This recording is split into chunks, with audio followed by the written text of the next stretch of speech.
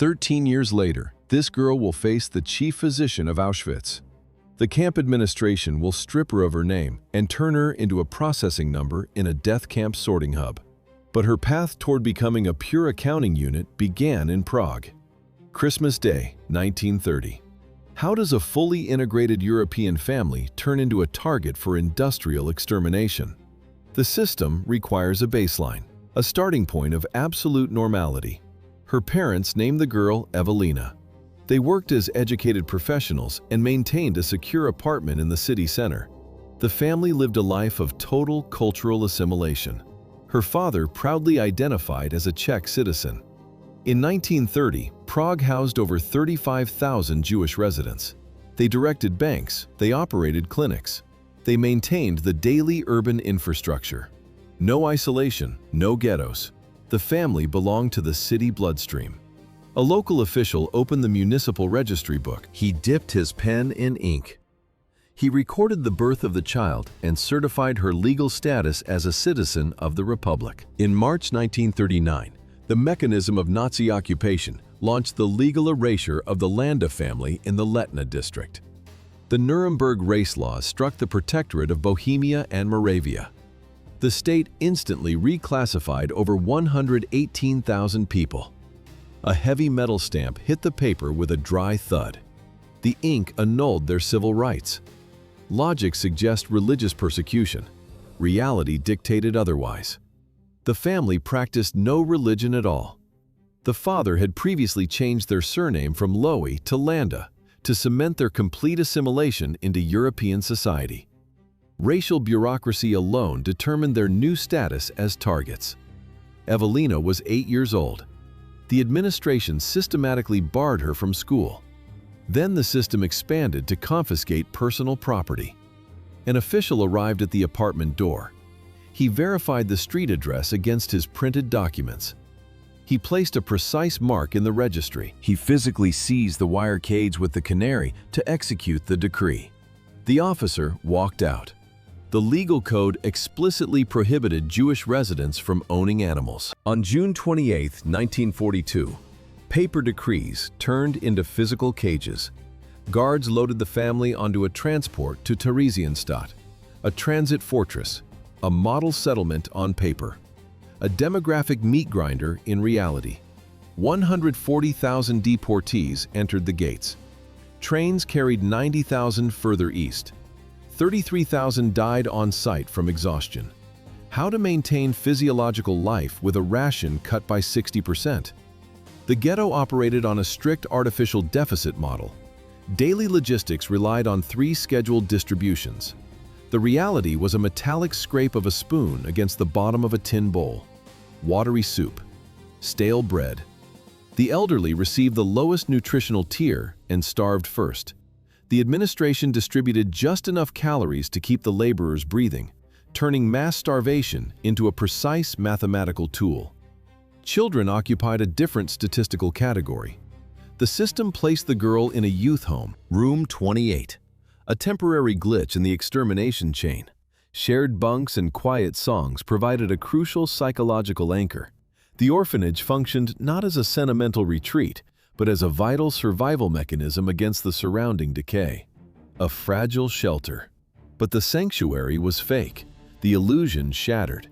On December 15, 1943, the medical ward offered no protection. Guards extracted Evelina from her hospital bed. They integrated her directly into the largest extermination conveyor in Europe, Auschwitz-Birkenau. The train doors opened in the dead of winter, but the infamous ramp selection did not happen. The SS directed her transport straight to Camp B2B, the Theresienstadt family camp. It was a massive logistical decoration. Nazi architects designed this specific sector to deceive the International Red Cross inspectors during their scheduled visits. Men, women, and children remained together, a theatrical normalcy masking a synchronized death factory. The prisoners entered converted wooden horse stables. The original blueprints designated these prefabricated structures to hold exactly 52 military horses. Now, the SS crammed 300 prisoners into each barrack. No windows, Only narrow roofline slits sliced through the gloom. The washroom pipes dripped a burning, cold brown water. Engineering drove the physiological degradation. The latrine consisted of a long concrete block with open holes. A single strip of sackcloth served as a partition. The builders cut it deliberately short. Every prisoner's face and legs remained exposed. Humiliation dictated the architecture. Identity vanished on the first morning. A prisoner clerk immobilized Evelina's left forearm. A steel needle punctured the skin. Ink stained the dermis. The indelible number 71,266 emerged on her flesh. The state officially erased her name. Survival demanded a strict calculation of calories. A watery noon soup. A crust of evening bread. In the shadows, unrecognizable veterans whispered the mechanics of the camp. They had gray skin and hollow eyes. They pointed to the constant smoke. The Birkenau chimneys did not belong to industrial factories. Crematoria 2 and 3 operated without pause. The gray flakes drifting through the freezing air across the compound were human ash. Her father hauled stones. Her mother sewed rifle belts. Every morning and evening required a mandatory roll call. Guards counted the living and the dead. If a single digit failed to match the ledger, the entire block froze in place. The guards forced them to stand motionless in the winter frost for 14 hours. The death infrastructure of Auschwitz led Evelina into a unique ecosystem. Barrack 31 operated as the camp's only algorithmic anomaly. How did the mortality rate drop to absolute zero in the center of epidemiological chaos? The answer was ruthless hygiene procedures and ice-cold washings. The architect of this protocol was Freddie Hirsch. He was 27 years old. He replaced camp despair with militant physical discipline. Every morning began with a systemic shock. Hirsch forced the inmates to strip and scrub their bodies under freezing water. The sharp chemical stench of carbolic acid burned their nostrils. Then came the daily lice inspections. It was a rigid mechanical process. The children formed precise lines. Supervisors examined every single head. Thumbs parted the hair. Eyes scanned the scalp for parasites. Monitors meticulously logged the results for every inmate. To maintain this unbroken algorithm, block assistants caught anyone attempting to skip the agonizing cold and washed them by force. By all camp logic, a dense children's block should have been a breeding ground for rampant infection and chaos. Instead, it functioned as a clinical fortress with near-zero mortality, starkly contrasting the 25% death rate ravaging the neighboring blocks. That 25% translated to thousands of corpses hauled out of the family camp every single month. Hirsch broke the mathematics of extermination. The children sang Latin choirs. They played guessing games. But these cultural distractions merely masked a brutal survival protocol. Instructors taught the inmates strictly orally. Minds absorbed the data without pencils or paper. The SS tolerated the singing, but relentlessly suppressed any physical education tools. Camp regulations set the exact number of officially permitted books inside the barrack. 0. The strict discipline of the children's block bought Evelina time. She survived until May 1944. Then the camp algorithm shifted. Dr. Joseph Mengele stepped into the barrack. Berlin sent new orders. The system needed fresh labor, not immediate corpses. Prisoners stripped. They stood at attention. The inspection demanded 3 verbal inputs. Evelina stepped forward. She was 13. She looked Mengele directly in the eye. 71,266. 16. Gardner. 3 lies delivered without a single pause. Mengele stopped, studied her face for a split second, dropped a brief compliment, and waved her through. The hack worked. The system accepted the fake data. Her mother also fabricated her age and survived. The selection operated as a cold mechanical filter. The parameters were rigid. Men from 16 to 45. Berlin calculated these exact limits for minimal physical output at military plants. Anyone younger or older failed the metric. Factories rejected them as industrial scrap. 7,000 prisoners missed the required bureaucratic parameters. The system filtered out the elderly, the weak, and mothers who stood in line holding their infants. Evelina's grandmother fell into this group. The SS liquidated the entire batch in the gas chambers in July 1944. No exceptions, no farewells. The family camp ceased to exist. Evelina's sister Lisa missed the July purge. She arrived at Auschwitz on October 28, 1944, the very last transport from Theresienstadt. The 7,000 inmates who failed the medical filter simply joined the destruction statistics initiated by the March liquidation. 3,800. SS units processed that exact number of men, women, and children in a single night. Why did this mass purge occur exactly on March 8th? The camp administration adhered strictly to the math. On that precise date, the 6-month holding period for the September transports expired. Guards did not kill on impulse. They executed a planned liquidation of human inventory. Berlin headquarters dictated the calendar. The clearance operation started on March 7, 1944. Freddie Hirsch prepared to lead a massive prisoner revolt. He failed. Camp doctors administered a deliberate drug overdose just 1 hour before the strike. Hirsch died at 28. The SS erased the only human obstacle to their logistics. The next night, March 8th, the factory line activated.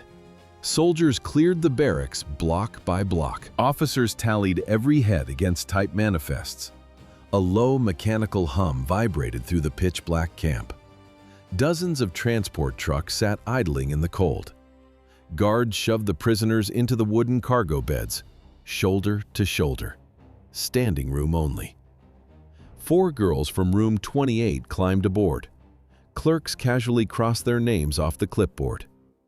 Evelina's father escaped the transport, only to die of tuberculosis a month later. The SS ignored personal grief. They only respected the ledger. Heavy tailgates slammed shut. Drivers threw the transmissions into gear. The long column of diesel trucks rolled forward into the dark, steering directly toward the gas chambers. That mechanical dispatch into the dark was just the final physical step. The mathematical precision of the March extermination relied on a clerical code. Clerks assigned this marker to Evelina and Harry Krauss back in February 1944. What lay behind the code SB6, the card index concealed a delayed death sentence. The system did not rely on chance, it relied on paper. Typewriters punched black letters directly onto standard camp index cards. Sonderbehandlung, special treatment. The digit 6 dictated a strict 6-month delay. Berlin pre-scheduled every single person from the September transport for the gas chambers upon arrival. A flawless administrative countdown. No deviations, no exceptions. Against this bureaucracy, human will meant absolutely nothing.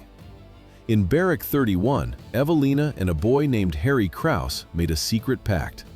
They promised to jump off the moving trucks. They planned to run. 2 teenagers plotted a desperate escape from an industrial machine that had already finalized their paperwork months ago. Their romantic promise shattered against the camp administration. The ink was already dry. The 6 months expired. Of the 15,000 children who passed through the Theresienstadt transit hub, the Reich's logistical machine eliminated 90%. 15,000 children, 90% mortality.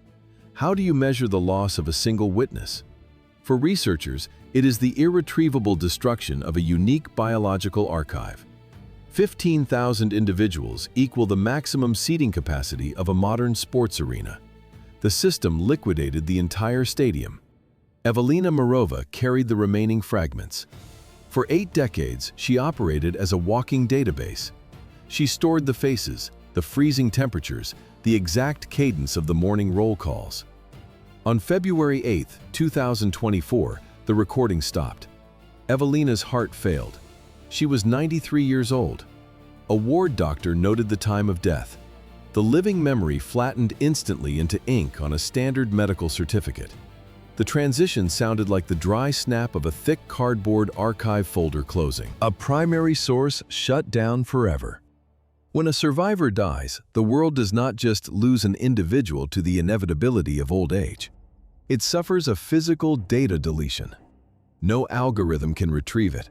No digital reconstruction can ever simulate the sensory recall of a human being who stood on the selection ramp and survived the math. The biological database is systematically expiring. Historical preservation now relies entirely on ink, paper, and concrete ruins. The 10% who avoided immediate elimination entered a new phase, the logistics of exhaustion. The mechanism operated at the Stutthof concentration camp and its Gotovo subcamp. 1,000 women, 100 tents, 10 prisoners slept on a single canvas sheet over freezing straw. Camp administration calculated the daily calorie intake to guarantee rapid biological depletion. Lukewarm, dirty water, 1 slice of bread, a single bowl of thin potato soup. The input remained minimal. The system demanded heavy manual labor. Prisoners dug anti-tank trenches by hand in the open fields. The human resource inevitably broke down. On November 22, 1944, Ilse died. Total systemic failure from starvation. She was 45 years old. The conveyor moved forward without pause. Evelina lost her wooden clogs to rot. Frostbite blackened her bare feet. She wrapped them in raw straw and kept walking. Then the administration initiated the final purge. The official directive mandated sending the sick to Stutthof for medical treatment. The actual protocol dictated immediate liquidation via phenol and rifle butts. Why did the guards not finish off the remaining prisoners during the barracks clearing? A visual filter triggered. Due to extreme depletion, the living were biologically indistinguishable from corpses. The SS executed the sweep. Guards moved through the dark structures. Medical personnel administered intracardiac phenol injections. A cheap mass chemical tool. The Reich deployed it whenever expending gas or standard ammunition proved economically unviable for small, isolated groups. Needles pierced chests. Gun stocks crushed skulls. Evelina lay completely motionless in her bunk. She barely breathed. She waited in the shadows among the dead. In January 1945, Red Army soldiers breached the Gotovo barracks to inventory the living. A Soviet private pushed open the frozen door. He stepped inside. Strastvute. The subsequent count yielded a statistical anomaly. The SS had shipped 1,000 women to the subcamp. The soldiers found exactly 163, a 16% survival rate. Evelina fell into this narrow margin. The post-war system immediately processed the remnants. An eastbound evacuation train carried them away. A Soviet pediatrician, Dr. Mero, signed the paperwork. Adoption formalized a new identity. She became Evelina Merova. The state demanded silence about the camps. She adapted. She channeled her past into a strict academic framework, eventually graduating from Leningrad University. Marriage and children followed as standard demographic milestones. The bureaucratic compression of her life peaked in 2016. She published her autobiography, Lebenslauf auf einer Seite. Life on one page. Readers felt the thin texture of a single printed sheet of paper. No thick volumes, no endless chapters, just a geographical death march typed out like a logistics report. Prague, Theresienstadt, Auschwitz-Birkenau, Leningrad. Decades of trauma were compressed into a single line of black ink. Evelina outlived the mechanism designed to destroy her. She eventually spoke out against the rising denial of the camps, but the physical return to the city of her childhood required immense time. The journey back to Prague took exactly 50 years.